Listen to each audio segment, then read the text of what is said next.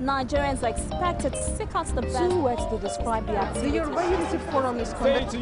Be the first to know. From the north, south, east, west, and around Africa, Presidential we break the news. Now you can catch all the actions live as the news spreads. We are Core TV News. Welcome to Core TV Primetime Our News. 24-hour news station. Thank you for joining us now. It's still called Just Extra, and we're back on our discussion segment, taking a look at incisive statements ahead of the polls. Why should this be happening at this time? That's the question most people ask. And does a political party win an election by making incisive statements or by the value of the manifesto and program that they have to show so the people? Well, joining us to talk about this is a public affairs analyst, Reverend Austin Unoram. Austin Unoram, thank you for joining us in the studio this morning. Thank you very much. My pleasure. And viewers at home, good morning. It's been I must say, it's been a while that you've been here to talk about some of the issues ahead of the polls. Yes, but something that is of concern to many at this time is a lot of attack, exchange of words, battles between the PDP and the largest opposition party in Nigeria, talking about the All Progressive Congress. What do you make of this? Well, it's unhealthy for democratic process, and it also shows us is a gauge of where our democracy is, because ordinarily we would have by now advanced beyond this, and it also allows the polity to have clear knowledge about where our political actors and where they are, what they represent, and it gives us a clear insight on how these parties a clear insight of what they represent presently in Nigeria. Because if you have two major political parties, big parties that are controlling almost the world's most populous black nation, all right, and we are coming up with an election, and ordinarily one would have expected that the issues would be, the election will be issue driven. People will come up with clear agenda, clear programs of where they want to be, where they are, and how they will get to that place. So you see, they are taking Nigerians for an absolute ride, and it's just. You know, the interesting thing about all of these is between the PDP and the All Progressive Congress. Where are the other parties? Are they just alliances with just lying there? You see, why should it be between All Progressive Congress and the PDP alone? You see, the problem we have had in our politics is one that I don't know when we are going to be able to deal with it. The issues that border on elections here, the process is money driven. You need to be very, very, very, very, very financially strong to be able to make a proper impact in the process. And I can tell you that it has to take a party that has had control of government, either at the state level or the federal level, to have that kind of money, considering the dividends and what accrues to political office holders. Don't forget that the biggest business venture in Nigeria today is political. I was saying it's only politics that it should be big business. Yes, because if we don't say it, then we'll be playing hide and seek with the truth and with the realities, you find out that no matter, bankers come here and become billionaires. Even people who are ordinarily criminals, drug addicts, I'm sorry, but with due respect to the process, all right, at a particular point in time, there was this senator who also was in the special fraud unit, who was in the upper chambers, and he said, look, among all our people that are here, that are seated here in this same hollow chambers with me, I mean, I know a couple of you that are criminals, that are wanted, and you understand. So people have found it lucrative. People have found it a place where you can come in and make so much kill financially. So because of that, it is a no-go area for you and I, even if we have ideas, you and I, even if we have the personality, you and I, even if we have integrity, you and I, even if there's a track, all right, a record that clearly shows that we can deliver. Because one thing again that is also of concern to many is the fact that somebody who is in a political party, as soon as he leaves that political party, he probably start destroying the political party or start saying probably ugly thing about that political party. And so how do we balance the value? How do we balance fair play, with someone trying to build a name for itself? Because I remember when the former aviation minister, Femi Fani-Kaode, was in APC, it said a lot about PDP. And now he's in PDP, then we are hearing a lot of, probably a lot of inciting statement from him about the APC. How do we balance fairness? It's not only him with building name for oneself. Yes, it's not only a Fani-Kaode. It's across board. Recently, now I'm just making an example. Yes, as an example, yes. Fioshi between APC is also there. Even the support what you're saying. A Labaramaku of yesterday was in PDP. He just left. To Abga, right? To Abga. Because he couldn't get a soft landing in any other party. And you can hear what this man, who was a voice for the party, who was a minister for information, could come out to say about where he was coming from. Amechi was in PDP. In fact, he did not run an election. He benefited from a judicial process where he got what he didn't even ask for. And he became governor of a state. As governor of a state on a platform of PDP, he now comes out from PDP, all right, and you can hear the song he sings about PDP. Exactly. We can go on and on. Is it what we want to talk about? Now, it clearly tells you about our process.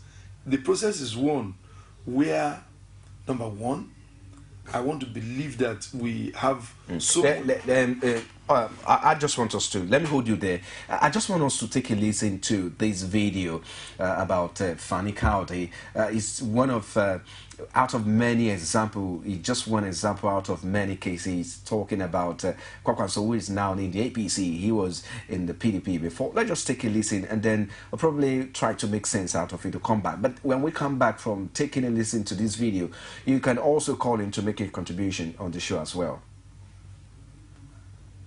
Why would you think that Nigerians will leave the government of Jonathan and the PDP and vote in 2015 for a party led by Buhari, Asiwaju, and the others?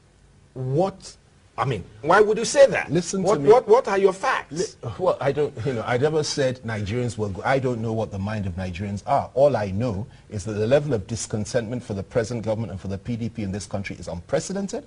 Not only do I know that, I also know that in terms of quality of leadership, as far as I'm concerned, if you compare the leadership of today's PDP to the APC leadership, I mean, there is absolutely no comparison. It's time for change in this country. You have a situation where the present administration has marginalized the Southwest, that is the PDP Southwest, completely. They're complaining bitterly every day. They may not say so publicly. But they're fighting among themselves. Listen, they're the ones fighting among themselves. Their reasons for fighting you put to them. I'm not part of them, all right? The issue is that they are being marginalized and they've been humiliated and disgraced by their own federal government and by their own party leadership. That is number one. Number two, you look at what is happening in the northern part of this country. You'll see that people are not happy. If you put north and west together and you now juxtapose that and put Ijaw land together to say that the Ijaw land will be able to defeat the whole of the north and the whole of the southwest, okay, in an election. Well, these are strange calculations as far as I'm concerned. I think the APC leadership, it's a good quality leadership. It is not just General Buhari, it is not just Asiwaju Tinubu, it is not just Samunda Isaiah or Nuhu Ribadu or El Rufai or so many. You just joined them, so how did you know all this? Listen to me, I've been part of the other ones I mentioned for many years. El Rufai, we're together. Ribadu, we're together. So many others. And most of them that are in the ACN, we were in Nadeku together, okay? So this is, don't worry too much about me. Let's worry about Nigeria. And as far as I'm concerned, they present a far more credible leadership than we have in the PDP. Where there you have it, like I said earlier, it's just one example out of many cases of some of these people, politicians, moving from one political party and to the other. Right. But the question I'm asking is that how do we balance fair play, fair political fairness in politics with building a name for ourselves? I'm thinking that as a person, in my own personal opinion, I'm thinking of building a name for yourself should be much more than just playing politics that will affect you at the end of the day. What do you have to say about it? Building a name for yourself, first of all, have to come with an agenda, a program you have. All right. When people are coming for an elective office, I remember when in the 2011, when there was going to be a coalition, the coalition had a clear agenda. The agenda were there, they highlighted every program they had. The programs were clearly articulated. They came out, they said, look, we are going to have ministers or political office holders who were not going to come as a result of party membership or party loyalty. That means we're not going to use political office to compensate people, to compensate party members. So if we're going to get a minister for commerce, we're going to get the best man who has knowledge with regards to commerce. If we're going to get a minister for health, we're going to look for the best minister, the best person, the most enlightened and properly capable hand. You understand? Even if it has to be across board. Maybe, are you with me? Yeah. Now, they put all that down. The articulation, it was going to be square pegs and square holes, round pegs and round holes. Now, when you have a program that has such ideologies, all right, with an articulate program, just like you had in those days when you had the UPN, you understood what they represented, what they stood for. Years after the man had left, maybe 47 years or 37, Babaja Konde left, you can see footprints, indelible ones, that he left, unparalleled. No one can get there. There are houses, clear. There are roads, clear. That's an individual who has a personal agenda, who has an ideology. No, it was a party agenda. Okay. The political party had an agenda. The political party had a program. All right? Education, it was free. A lot of people will come up today and say they benefited from it. You understand? So they had a clear program, and when you come in, you fit into the program. Today, all right, I wonder, all right, where such programs. I've had the APC talk about 25 years blueprint program for Lagos. I would have wished that these programs were made available for all, and we could see it, we could look at it.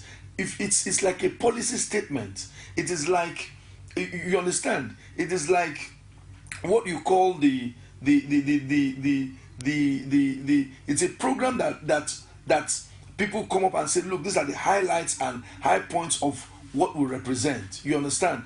And everywhere in the world where you have good democratic process, these things are on the internet. These programs are there. In South Africa, if you log on to their website, you will see where the government is. You see the clear agenda of the government. You understand? So it makes me laugh if today in our own country, in Nigeria, people are coming out, they are running an election, we are going to run, you understand, change government, and the only thing you see is one person saying, this one is a foolish woman, this one is a stupid man, this one is clueless, this one is a looter, this one is a thief, this one is not educated.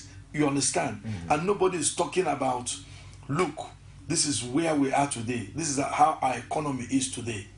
All right? Just like you see in the United States, where you will see an Obama, he will stand and he will tell you, be very detailed in telling you how he wants to transform the economy of America. He will come out, he will tell you how he wants to deal with the issues that border on security. He will come out, he will tell you how he wants to deal with the issues that border on even as things as even when he has to come with things that border on science. All right, but here you see our own people will tell you that they are going to Boko Haram will end when I become president, and they're not telling you how Boko Haram is. Because I recall, and I'm sure you also, if you follow what is happening in the news, you also probably be hearing between the president's wife, talking about Patience Jonathan, and the APC as well, because I remember when she was in a political rally and she made mention of, he said, Buhari is old and with a dead brain. And then the APC replied and said that she's a crude woman. You know, so, and then you also hear the APC spokesperson, Lai Mohammed, talking back to Fani Kaude as someone who is not healthy or mentally ill. And then you hear Fani Kaude talking back. And so all of this, but what I'm questioning is, how healthy is this for our politics? And then what I'm also questioning is the integrity of an individual. I want to see as an individual maintain an integrity. So I'm worried that I don't know if this bother. No, it does. Because, how healthy is it? Because common sense will tell us that that there are issues, there are people who don't bind words with, and there are things we don't ordinarily respond to. It is even beyond that right now. We have seen even elderly statesmen and people we respect so much. They had gone so low, you understand, to insult, you understand, the hallowed office of the president or even his wife. All right. I've seen people who are Nobel laureates, you know, I mean, ordinarily, there are some things you wouldn't expect people, you understand, no matter the extent of provocation, all right, you understand, to come out to say. They are pedestal languages. There are languages that, you understand, you know, like we say, this is gutter language. This is a language that ordinarily shouldn't be associated with you or me, all right? And then when you see such languages as things that are done on newspapers, headline news, you understand? Fani Kaude is this. Is that what you want to give to Nigeria? Is that your program for Nigeria? Is that the program that will solve the crisis we have today? Is that what will take us from where we are to where we want to be? Is that part of the agenda or the programs you have on our education? Is that part of the program you have in our health sector? You understand what I'm saying? So, just like I told you, I said these people are taking us for granted, and they are taking the average Nigerian for granted, and they are capitalizing on just one thing, and what they are capitalizing on is because, number one... Let's quickly pick up this call, Austin. Hello, good morning. good morning. Yeah, good morning. Please, could you speak up and go straight to the point? You have just 90 seconds to make your contribution. Yeah, I'm Omotosho from Adwek. Okay, go ahead, Omotosho. Yeah, what I just want to tell you is that the way you are speaking this matter, each statement, the starting statement, this and that, we should try to know the difference between hate, species, and statement of fact.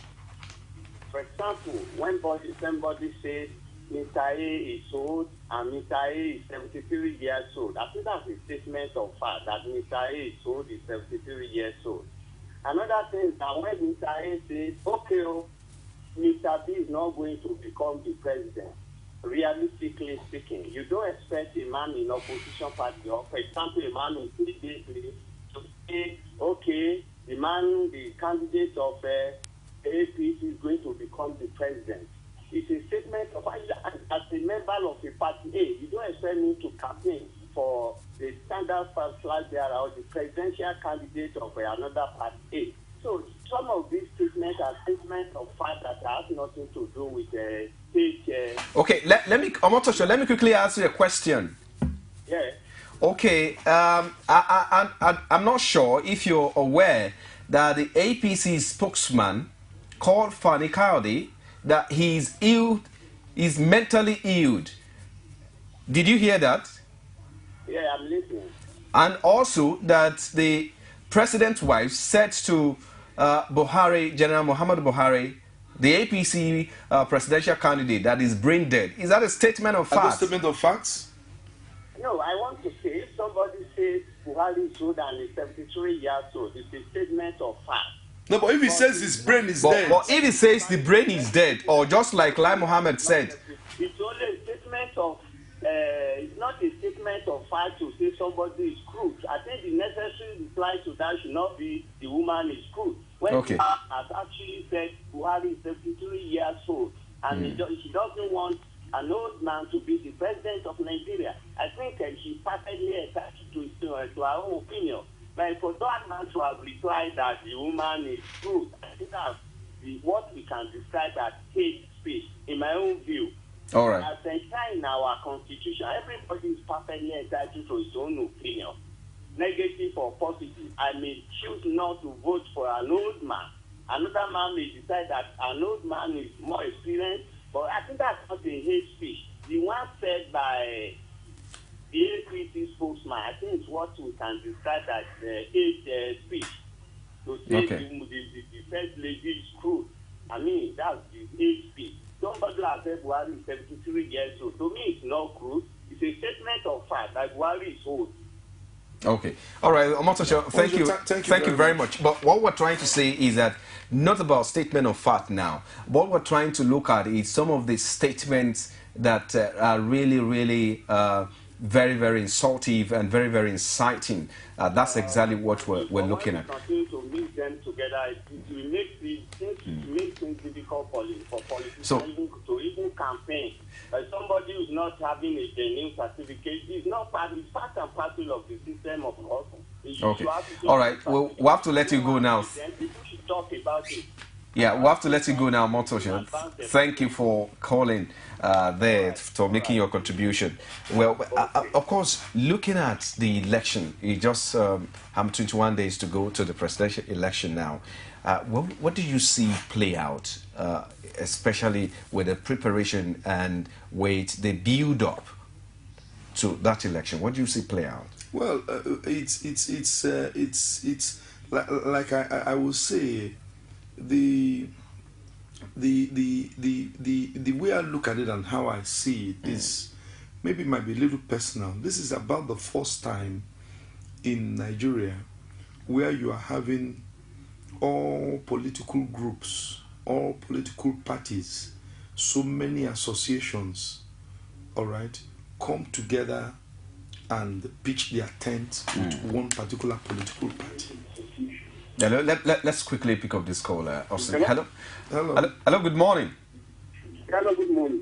Yeah, good morning. What's your name and where you're calling from? Tell us. Okay, Dan Kulikuli from Kaduna. Okay, Dan Kulikuli from Kaduna. Go ahead with your contribution. Yeah, good morning. You see the statement, hello? Yeah. Go on, we are listening. Go ahead, we can hear you, Claire. Statement being credited to other people regarding incitement and trying to bring chaos anarchy in this country is not good for this democracy. And let's forget about inciting people or making some unremarkable statement against the presidential candidate of each party. You don't need to tell any Nigerian or to campaign to any Nigerian that this country needs a good leadership. Because you don't need to tell any Nigerian that there is insecurity in this country. Because it is well known, you cannot move from one part of this country to another. And you cannot tell any Nigerian there is hunger, poverty in this country. So it's an open thing. There's no way they can hide it. So we need leaders that care for the continued peace and political stability of this country. The time of reaching and deceiving Nigerians are wiser now. We are in a global place. Whatever they are doing, the corruption in this country, see the corruption that is going on. The EFCC, the ICPC, they are not working. They are only wanting the oppositions. Therefore, we need real change. We need change from poverty. We need change from hunger. We need change from insecurity. All right. So what in the future, the government is weak because they cannot challenge all the security problem of this country. Tomorrow they will tell you this, tomorrow they will tell you that. Nigerians are even now trying to get the government score.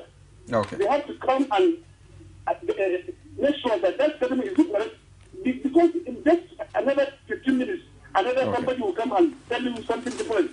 The president will tell you about the sugar girls, they are saying that they know where they are, and now see what is happening. So they stop disturbing all right. There was big change. Okay, Dan Kulikuli, we have to let you go now because of our time. You've made your point. Thank you very much. I want to correct one impression he made, and I think it's misinforming Nigerians and maybe the world over, people who are watching. They have not heard at any particular point in time that this present administration has, even from any quarter, that they have used any of the security agent bodies as a tool against any of the opposition. So I think we need to get that straight. And if he has further information, I think he can call it and tell us if any particular person that is being haunted or that is being used, the ICPC or the EFCC, you understand, to haunt. You understand? I think one of the greatest things that we enjoy from this administration has been one that has shown that this administration has this freedom of information, freedom of speech. People can come up, you understand, and lambast and abuse and insult a president. You understand what I'm saying? And nobody's chasing you about. We have not, just like he said. But let me quickly call you, just because of our time, as we round up now, what would be your critical message or very key message to politicians who are campaigning? Now, of course, we have about 21 more days to go to the presidential election, talking about an incisive statement. I'm sure some people have called on this show to condemn that. Right. What's your own personal message? I think politicians should major in telling Nigerians what the electorates, what they have to offer, not vague things. You cannot just come and tell us that you will change the life of the people. Tell us how you're going to change our life. You understand? Jakonde had... I keep you talking about Jakonde. I can talk about Sam Mbakwe. I can talk about Ambrose Ali. And the same thing about this administration. This administration is one that is not really talking. You understand? And so many of the things they have done, people don't even know.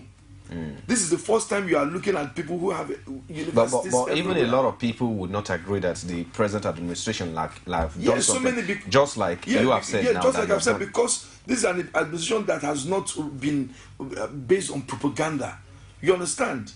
So I think what people should do is tell us what you want to do and how you want to go about it. All right? And then let's leave the issue of mudslinging and calling of names and telling somebody his brain is dead and telling somebody she's screwed. Just like when the man got it right and said, look, is it not a statement of fact that this man is so age, even though some people are still saying that is official age? You understand? So I think Nigerians should demand more.